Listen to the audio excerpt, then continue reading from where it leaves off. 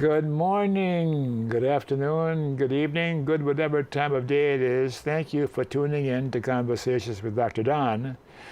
This show is produced and broadcast from the Portland, Oregon metropolitan area, here in Oregon, of course.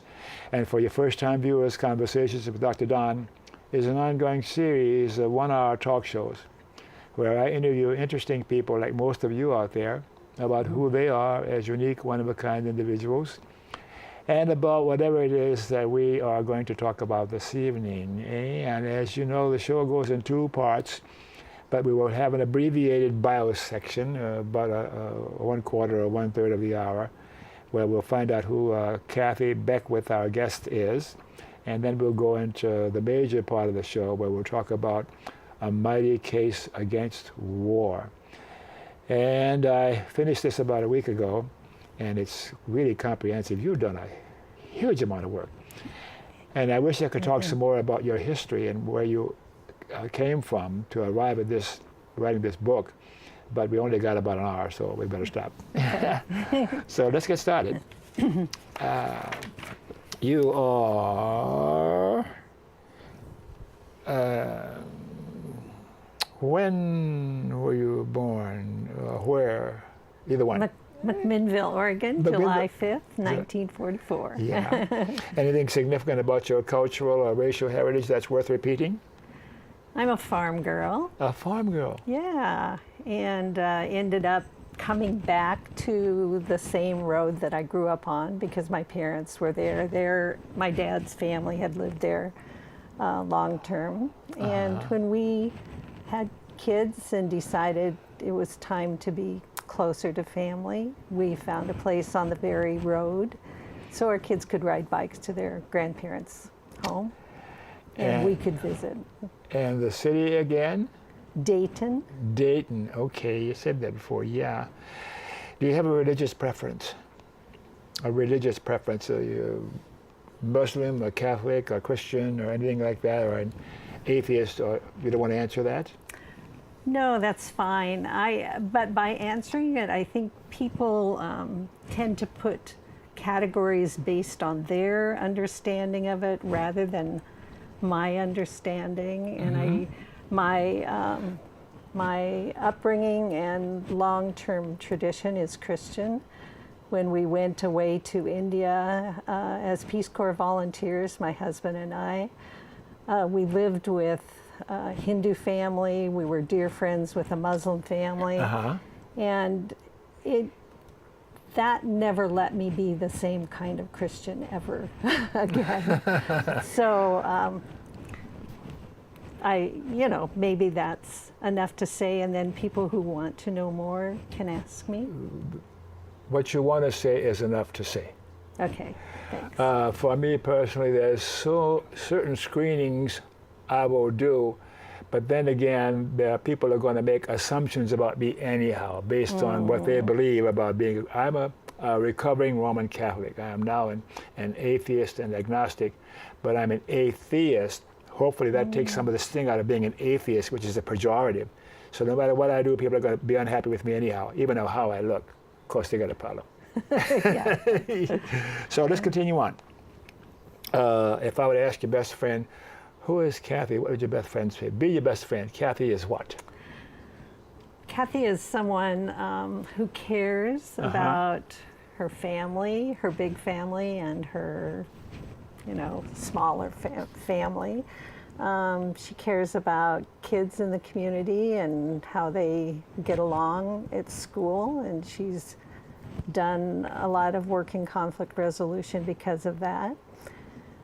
She loves picking blackberries and making pie and walking on the road almost every day or walking on the beach. And she likes to find singing places that echo so that when she sings it sounds good. And she likes to celebrate. You celebrate fairly often? Yeah, I think we've found ways of, getting together for potlucks, but, certainly trying to find meaningful ways to honor each other and have fun together. Give me a couple of examples of something that you're doing where you're celebrating or it feels good.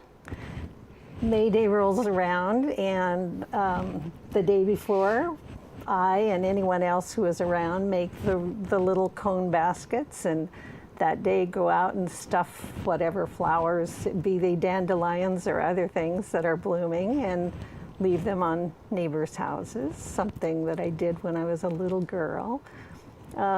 We have a maypole at home, and we put on music and invite the neighbors over to dance the maypole.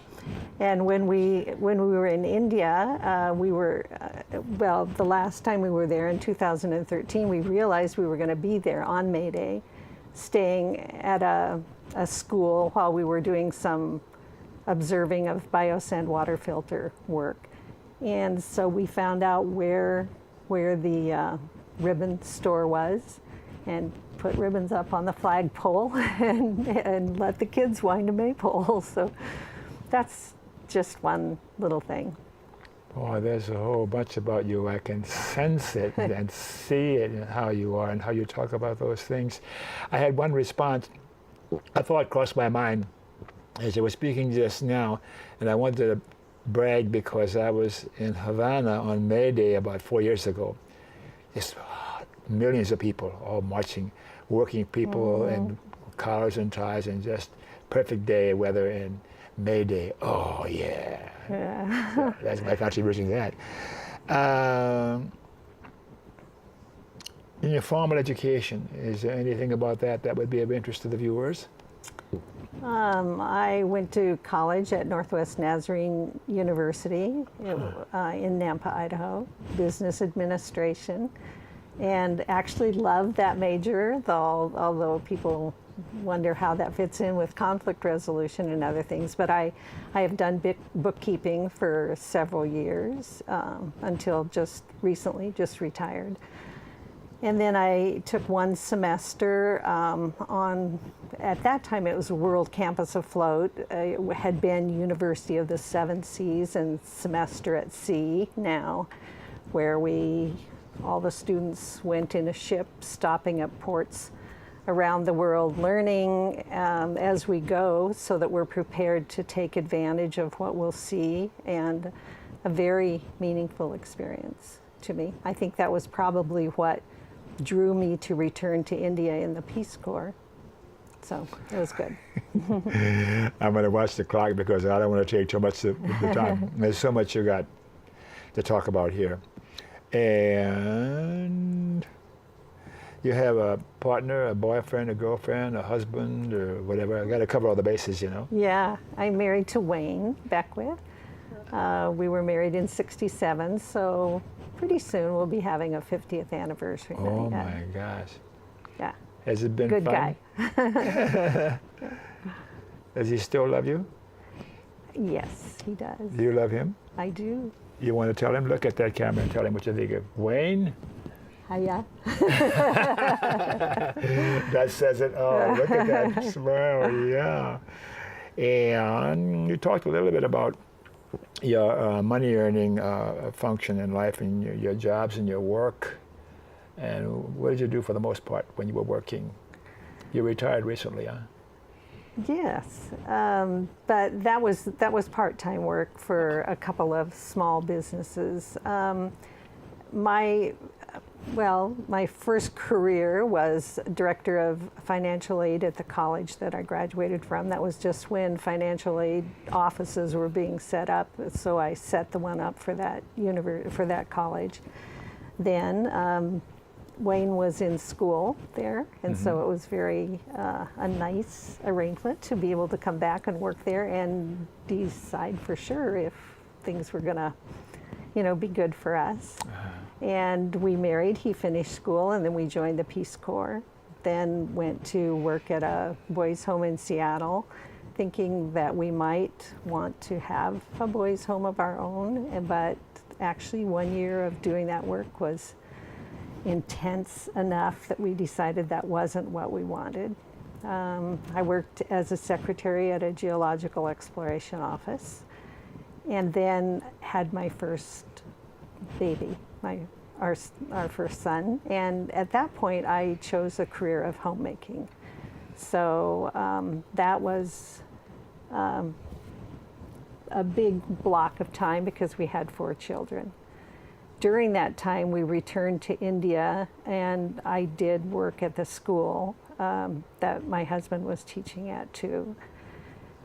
After that, I began work in conflict resolution. I had become a mediator in Yamhill County, and just thought this is something that schools can use as well as communities. So I began working as an independent contractor to train students to be mediators, did some curriculum development, wrote a guide for mediation training and a student manual for mediation, and I've carried on that work till now. I mean, I don't know if I'll ever retire from that because as long as, I mean, I'm not going out looking for jobs to do, but if anyone says we would love mediation at our school, I totally believe in it, and I'm certainly willing to come help them get a program going. So that's my work. Yeah. And then the writing came in there.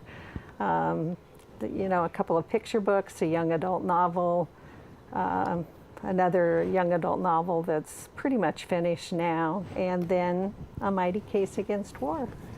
Yes, did you see that? You better hold it up. And it's just so much going on in here. And I wondered, as I was reading, I was wondering, how did you get to be the person that you are? Did you get that from your mom or your dad or what? A tree hugger? Are you a nature person or whatever? You know what I'm saying? It's in your persona. It's in how you are, how you look at me. You're a beautiful human being, and I measure my compliments. How'd you get to be that way? Where did it come from? I think I came from a farm and from brothers and sisters and a mom and dad, and I would love to think that my parents had a huge, role in who I became. I don't know. We all have that, whoever we are and find our path. I certainly didn't come to this book as a child. I mean, my story of peacemaking it was not a part of my life. I had a big family. There were 11 kids in the family, so we undoubtedly had, things to work out. 11 kids? Yeah. I mean, not mine, my parents. Okay. Yeah. Okay. I'm the 12th child in my family. Yeah. So, but it wasn't, as I was graduating from college and thinking about what I wanted to do, I went back to Washington, D.C. to interview with the Department of the Navy. That was a consideration. I was thinking about the State Department because I was drawn to that, thinking about the Peace Corps. In the end, I did go back to work at, Northwest Nazarene, where Wayne was still in school. So, and then we joined the Peace Corps. Yeah, for me, our Peace Corps experience was when Vietnam was happening. And my biggest involvement in the war was worrying about Wayne being 1A, what his deferment would be. Could we go in the Peace Corps, and have that time, what would happen when we got back, what lottery number he had. When his lottery number was high enough that he could go 1A, he did. So I wasn't involved. I didn't, it wasn't a part of my life. It wasn't until we returned home back to the farm that someone handed me a brochure about a peacemakers group in McMinnville.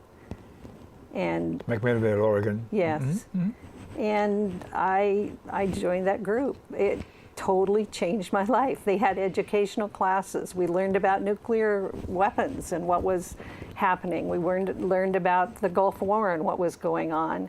You know, conflict resolution. I joined the mediation group and took mediation training.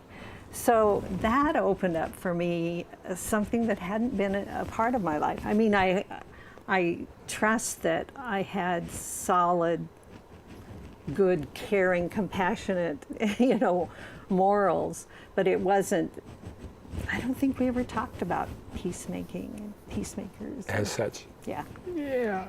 Okay. And you had 4 children? Yes. Where are they now? One is here in Portland. Mm-hmm. 2 live down by us, although one of those 2 works for the city of Portland. He's a firefighter. Mm-hmm. The other is the one of our 4 kids who is married, and his wife and a little boy are a part of our lives too. And then we have one boy in Colorado in paramedic training. So. Okay, all people helping kind of people. Your political persuasion, how do you see yourself on the political continuum? Left, right, or a Trump supporter, or what? I would say that is the opposite. Yeah, I know. You can hit me anytime you want to.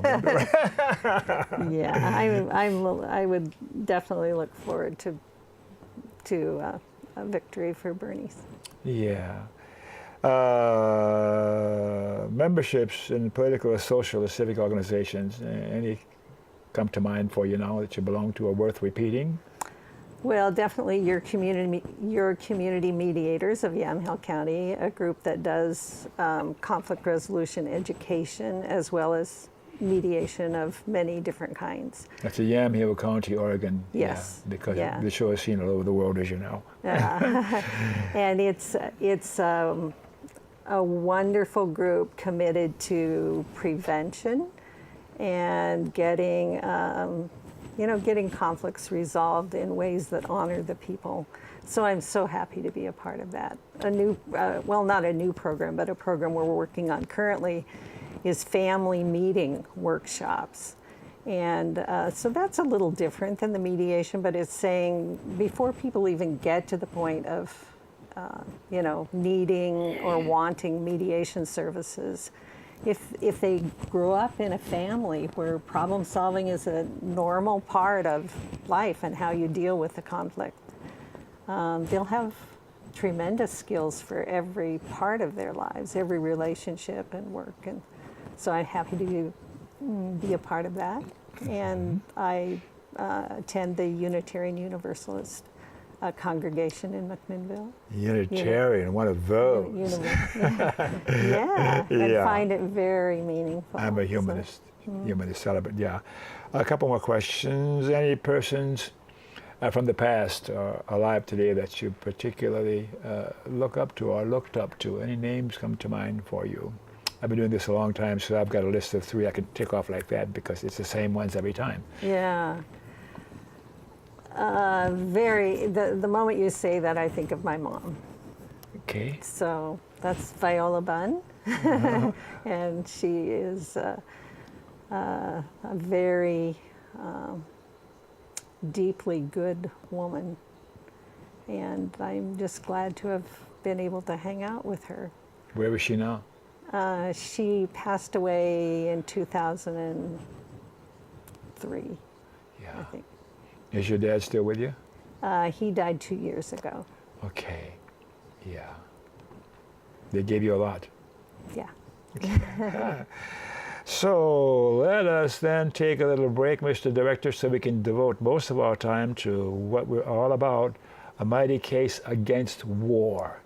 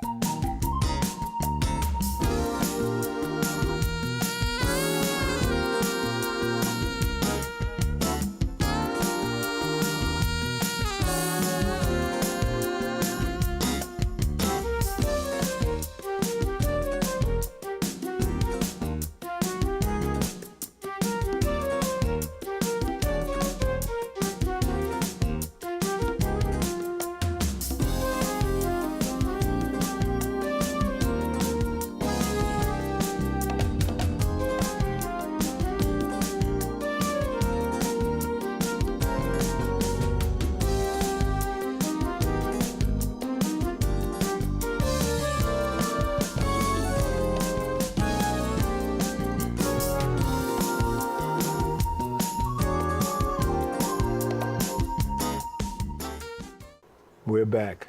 Thanks for staying tuned. And for you people who tuned in late, you're watching the Conversations with Dr. Don show. And it's a series of 1-hour standalone talk shows where I interview interesting people, like most of you out there, about who they are as unique, one-of-a-kind individuals. And my guest this evening, Kathy Beckwith, Beckwith. And so far she's been very, very interesting. And I wanted to allow more time in the second half for the stuff she's really talking about and that I support hugely. So let's get going with some questions that I can ask you to start the conversation. Okay. And then you can tell us what you want to do anywhere along the way where I can assist you in what you're about. Okay. We want your story out here. Let's first establish your credentials for writing a book about America's story of war. America's story of war. You're not a veteran or a historian, and I'm guessing that you've never lived through a war personally. Why should people pay attention to what you've written here, A Mighty Case Against War? Why should people pay attention to what you've written in this book? That's all right. I mean, that's true. I am not a veteran. I've not been in the military. I was not a history major in college or a historian, nor have I really focused my life on learning about war. But I do have to say, all of those resources, all of those things that you mentioned were things that I took into account when doing this. I would say the qualifications for writing this book are probably passion and compassion, because there came a time when I realized, and it wasn't at the first, because the name of this book was not A Mighty Case Against War when I started it.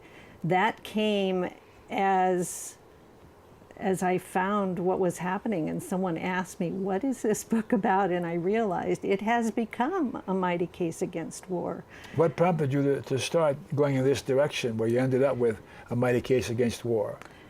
The beginning, I think, was when, by the time we had responded to 9/11 with bombing Afghanistan, instead of dealing with that as a huge, horrible crime. And pretty soon we got to the point where we had killed as many civilians in Afghanistan as had been killed in the attacks on the U.S. I just thought there's something out of kilter here. And then we moved toward war with Iraq. And I protested. I wore a no war button, and I kept that on for over a decade, actually, but there came a time when I thought, I've done the vigiling, I've written the letters to the editor, I've made so many phone calls. What else can I do? And I thought, I can read, I can study, I can listen, I can learn, and I can write. And so I'm going to try to find out a story that might make people say, okay, let's just look at it. Let's just question. Why war? Because I don't know, Don. I don't know why there is something that to me has to be done.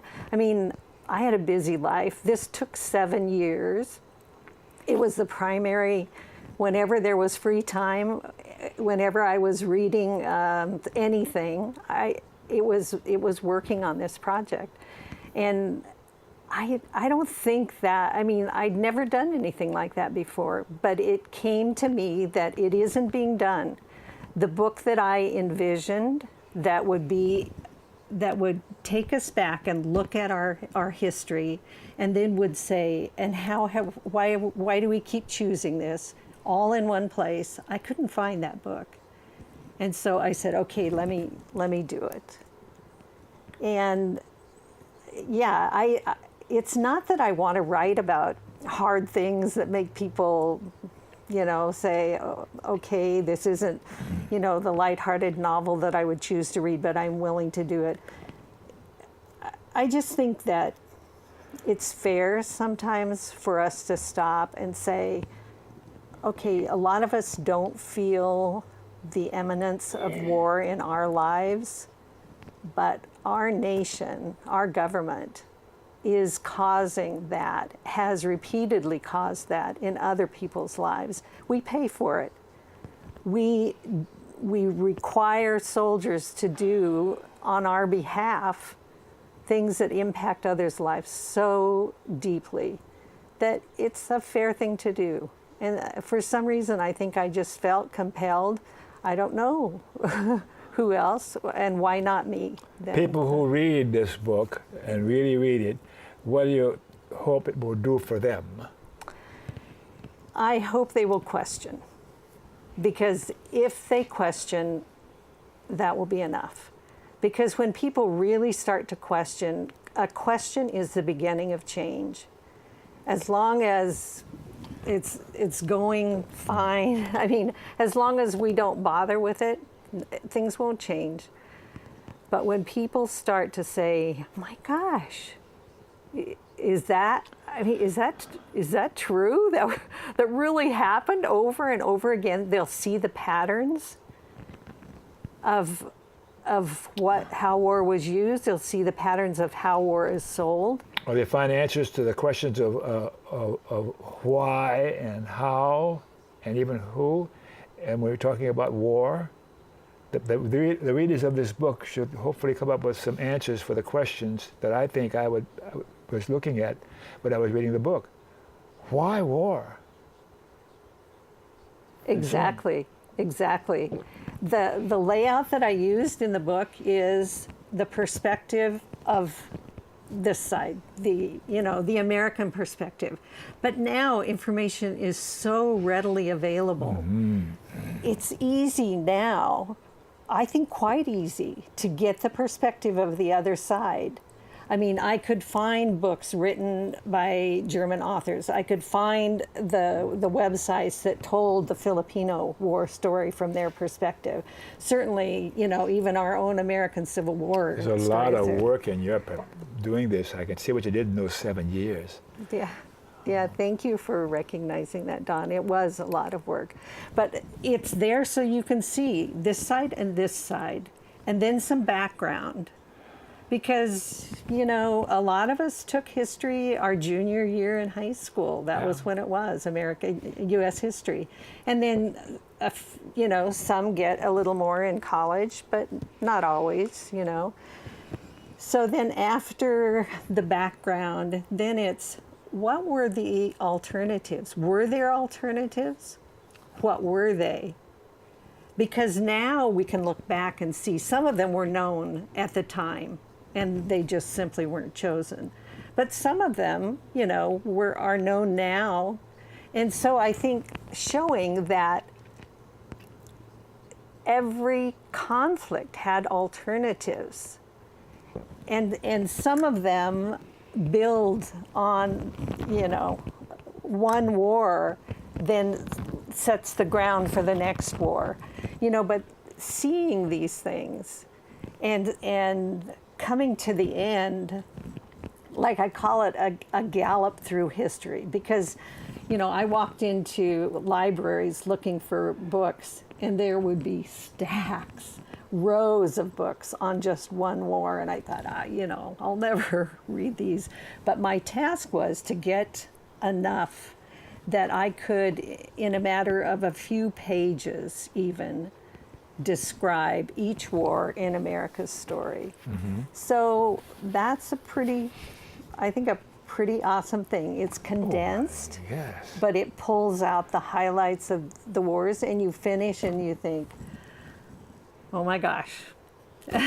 So now what do we do with that? But I just say the truth is powerful. And even people who have devoted their lives to, being professional military, they deserve the honor of telling the truth, of us telling the truth. you know, so that we're not asking them to do things that later on they say, what was that about, you know? So that's my hope, that it will challenge people to question. Now, I'm going to let you decide as to how much you will respond to these questions, because at the rate we're going here, we'll need 3 days. Okay, okay. No, And what you're saying is indeed interesting and informative about what's going on and why you wrote the book. But let me go to the next question, okay? Why did you write a book about war? Yeah. And so you've written a young adult novel, a couple of picture books, and a school curriculum guide on conflict resolution. But why war? Why did you write about it? We probably answered that somewhat so far. To me, whatever I write, I mean, and some of the things that I've written, some of the picture books are just for fun, I think, but they always have a pretty courageous protagonist that gets out of some predicament, you know. But any book, I think, has to be worthy of the reader. So this book, another young adult novel that I have, is an adventure of a farm girl from Oregon who goes to India, you know. But she also experiences the clash of religion and the clash of people in that religion. And that's the heart of the story. So like this book, it has to be something that is worthy of America and the world. This isn't, I mean, the subtitle for this is What America Missed in U.S. History Class and What We All Can Do Now. But it's not just for Americans. I mean, the story of war with so many countries is similar. So I invite the world to share the book too. You're looking forward to abolishing war? Yes, because, you know, I may hold the position, I do hold the position, that war no longer makes sense. It brings retaliation. It brings conditions that fester and makes security, you know, so much less, if that's what we're looking for. It destroys. It doesn't, you know, it doesn't make sense to spend that much money destroying people, mangling, killing, burning, you know. But that doesn't have to be everyone's stance. All that has to happen is for people to realize the other section in this book that talks about what the alternatives are, that there are so many alternatives to war. I was glad to get to that part. Okay, that all they have to do is say, this conflict will not be resolved by war because we have alternatives. And then the next conflict, and the next. And pretty soon, people will be demanding, now wait, why are we going to war when you've tried this before, and you've tried this, and you've tried this, and those things have worked, and they've stopped conflict. So I think there'll be multiple ways of getting at the same goal that says war is not worthy of humanity. I mean, we can't justify it any longer. What about the argument that survival of the fittest and Darwin and a way of limiting the human population on the planet? Isn't that a built-in condition for the human species? Like lemmings, when there's not enough food and that sort of thing? I'm being provocative now, as you know. Yeah. People say, well, maybe a similar argument to that. It's in our nature, you know, people will... That's what I was trying to say, yes.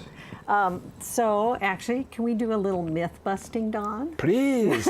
Because that will come in this, but there are, I've just pulled out a few myths that I think still people hold and that lead us toward war. And so if you would just read the myths, I'm going to do a little myth busting on All them. right, myth one, things will never change. Things change. Andrew Jackson, who became the seventh president of the United States, responded to a rumor about his wife Rachel by challenging the man who spoke it to a duel. Jackson shot and killed the man using a gentlemanly way to stop a rumor and settle an argument. It was said that the personal honor of men would always demand dueling. Thankfully, things change. Shall we try the next myth? Yes. Just look at the world. War is inevitable. Yes, just look at the world. Conflict is inevitable. Yes. War is optional. War is a choice that people make. The third one, we must trust our leaders. They have more knowledge and experience than we do. Myth busting. If their knowledge and experience is based in war, they might not be the best people to rely on for wise solutions. If they learn that the response to fear should be violence, and the response to tough problems should be war or the threat of war, they may have more to learn. I would question the myth, we must trust our leaders, and I wonder who our leaders are. I would reserve some further looking into who our leaders are, rather than go along with that argument. Yes. Shall we move to the next one, or you want to respond to me? No. Well, by this I meant our political leaders, because I think people just say, I mean, it was said about the atomic bomb, you know, just trust them. They know way more than you do. So you scientists, go ahead and develop this. We have a tendency to do that, to say, I'm just me. They surely know more than we do. But that's just it. If their training is to resolve conflict with violence, with war, that's their default. If they rely on the military advisors and shut out the United States Institute of Peace advisors to give ideas, then we're not getting the best wisdom, the best decision that we can In have. just recent years, we had our leaders, our president, take us into the Iraq War and other wars. Exactly. So I can't trust my leaders. Yeah. Okay. Yeah. Shall we continue? Yes. I can't make any difference anyway. So why try? I'm just one person. Okay. That's a tempting philosophy. It leaves us free to enjoy a movie and popcorn without worrying about what our government is doing in our name or what we're paying for. The truth is, people with a vision and a willingness to take a stand have changed things. Every action causes some shift, some ripple in one direction or another. And if every person who questioned war was willing to speak that question, I absolutely believe it would change the mood of the country, it would change the mood of the world, and we would start looking seriously at the alternatives. We need to trust our leaders and be sure that we have leaders that are trustworthy. Okay. Next one, myth. Yeah. A war will make a man out of him. I volunteered for World War II and because I thought it would make a man out of me. It made a lot of things out of me, and I can look at it either way. And I won't go any further than that. Okay. The response that I have given is that depends upon what we mean by the making of a man or a woman. There are some very positive aspects of military training. Yes.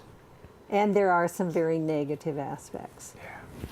But when it gets to the bottom line, participating in war can require using equipment that kills, mangles, dismembers, and burns people, that demolishes and destroys years of work building and creating.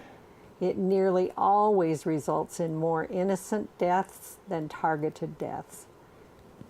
There are surely more humane, life-affirming, spirit-enriching, respectful ways to learn to become a man or a woman than war. Yes. Yes. Myth 6. Okay, this was the one that got us started on this. So. Humans have been waging war as long as we've existed. It's our history and our human nature. We can't stop it if we tried, so why try? And that is so strong. I hear that so often repeated. Not so. Research shows a very different story, and that research is being spoken of now.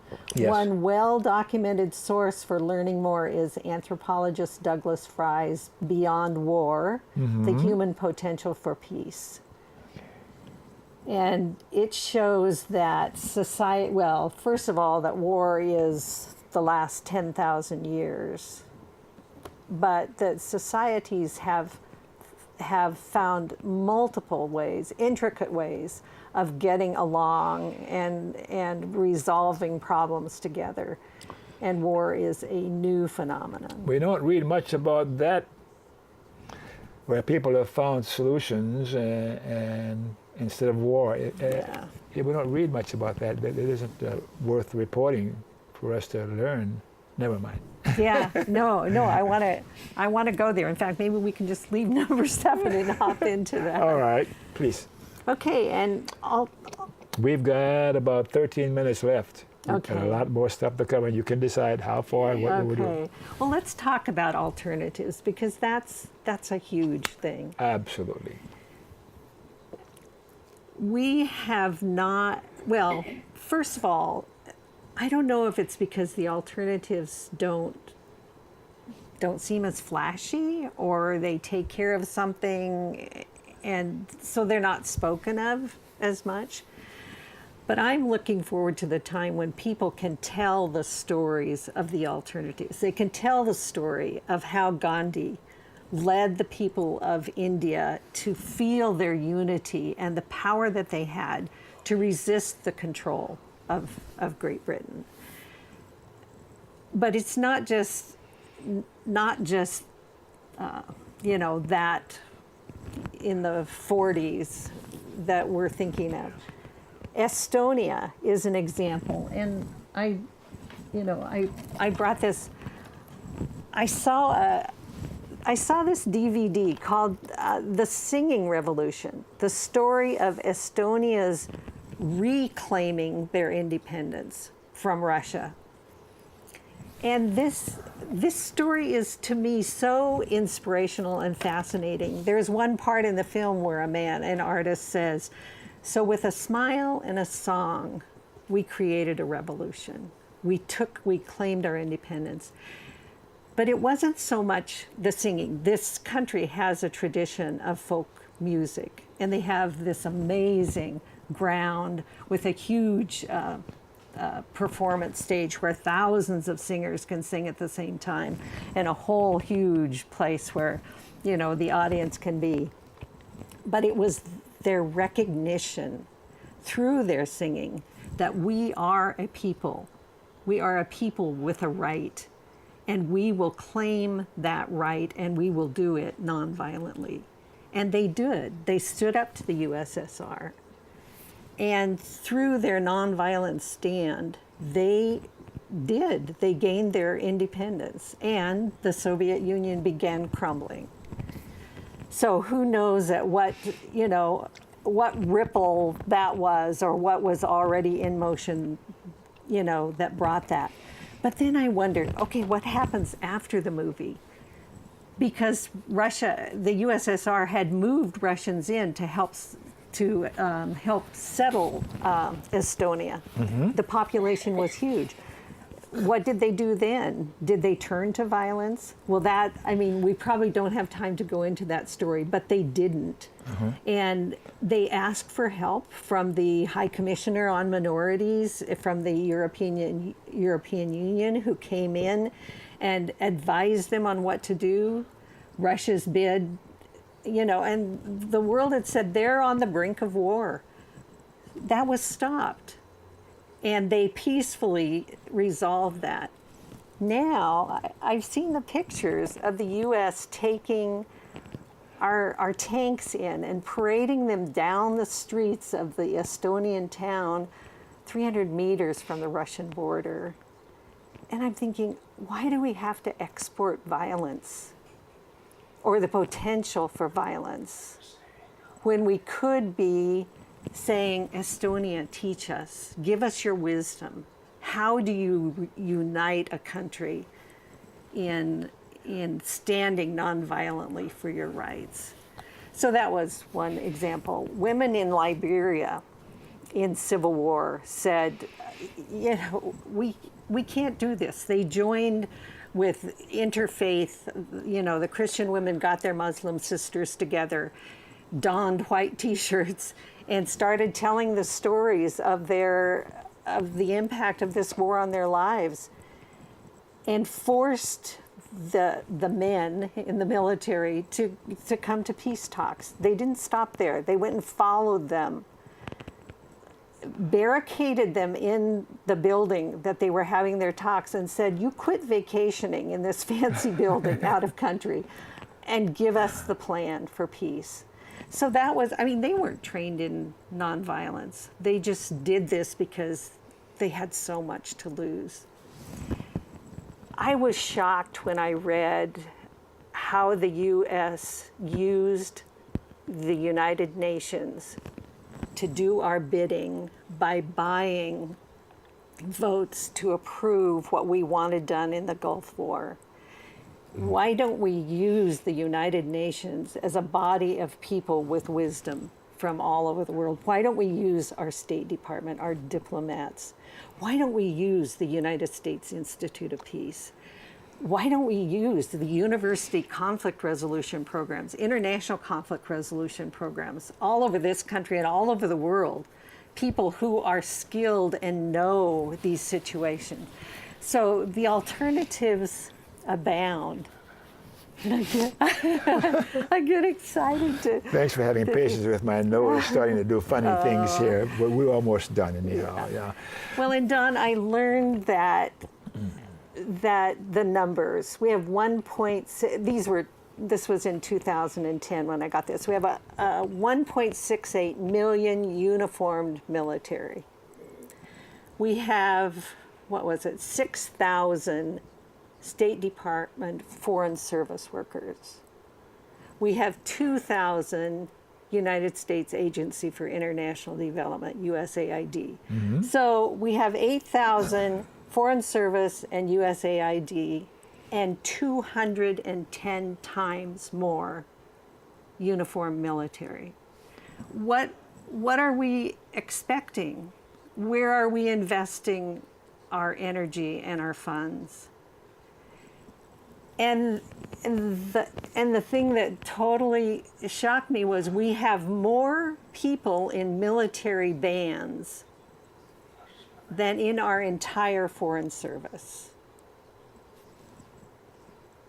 So with that kind of emphasis, with the United States having half the global military spending, the list in the book where I showed the countries that we have bases in goes on and on and on and on the next page and on the next page. Why? Why don't we start focusing on the alternatives?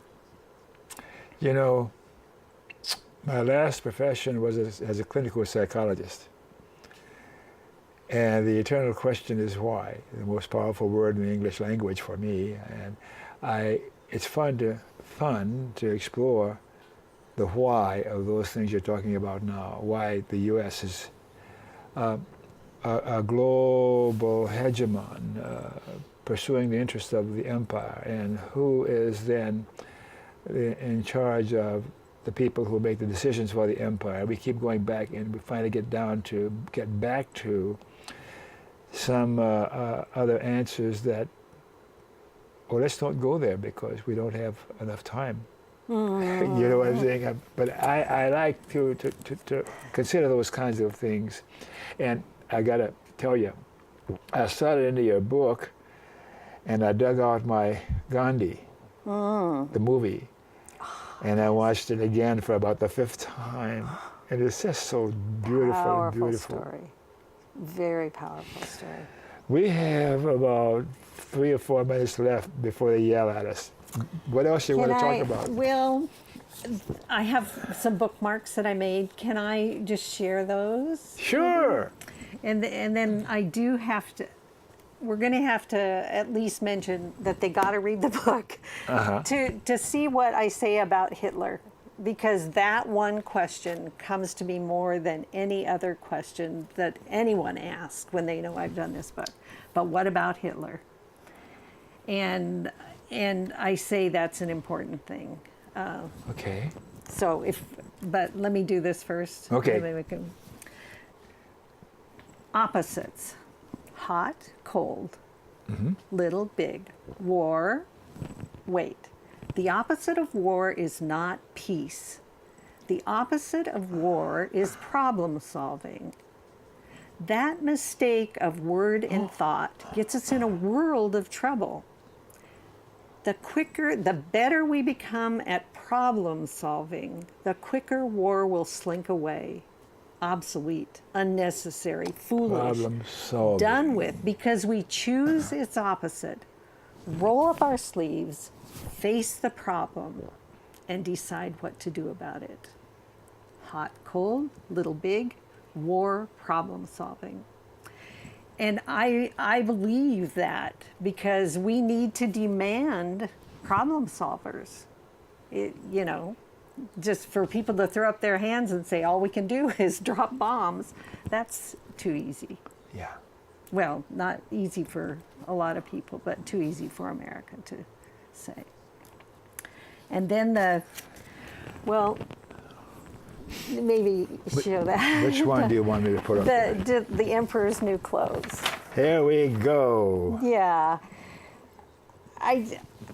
To me, we all need to be that child. This is a Hans Christian Andersen story about the emperor who was contacted by shyster tailors and said, "We'll make you these gorgeous clothes," and did. And the emperor said, "But they're invisible to anyone who isn't suitable for their job." And so the emperor would go along with it.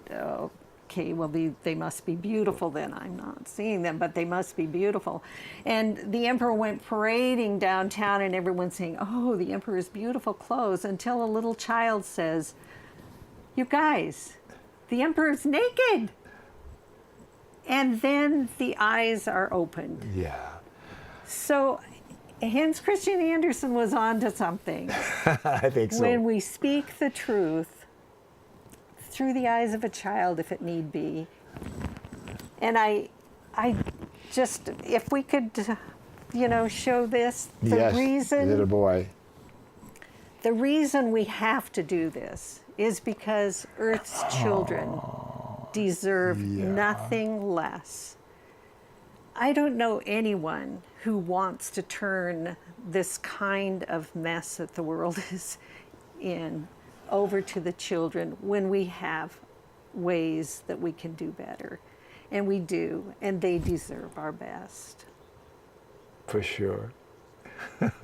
That little boy does. I love him dearly. What about this one? Well, we have This is the Kellogg Bran Pact. And Don, this is an American history book. 1,052 pages. I'm gonna get a hernia. Yeah, and this is what I'm talking about. What we missed in U.S. history class. It's the Kellogg Bran Pact. When people were sick of what had happened in World War I, and they said, "We've got to do differently." France and the United States started it, and then other countries began to sign on. And we declared, the high contracting parties solemnly declare in the names of their respective people that we condemn recourse to war. And the second one, that we, whatever conflict, whatever nature or whatever origin they are, they shall never be sought a solution except by peaceful means. Okay. That's the law of the land. All right, so they're going to really yell at me if we don't stop now. Okay. But I want you to look in that camera and say one final word to the viewers. Please take on the question, the challenge to question and change the world. And know that if you feel it's impossible, doing the impossible can be fun. And it's not impossible. We can change this world. You betcha. All right, thank you for coming on. And now, I'll do a PSA. I think we have time for one more. To watch my shows on the web, Google Don Baham YouTube. There's hundreds of shows through the years, and you'll find some interesting and maybe not quite as interesting as this one tonight. And I got to tell you about the ACLU, the American Civil Liberties Union. Go to that website and learn about the ACLU to protect our civil liberties, which are in serious jeopardy nowadays. End corporate personhood. The Citizens United has to be eliminated, to amend the Constitution to say that corporations are not people and money is not speech. Oh, and I got to remind you about KFC, not Kentucky Fried Chicken, Dr. Don's KFC. Kind, friendly, and charitable. Be kind, be friendly, and be charitable to you too. And you too. And you too, Mr. E. And you too, Roger. Thanks again, and good night.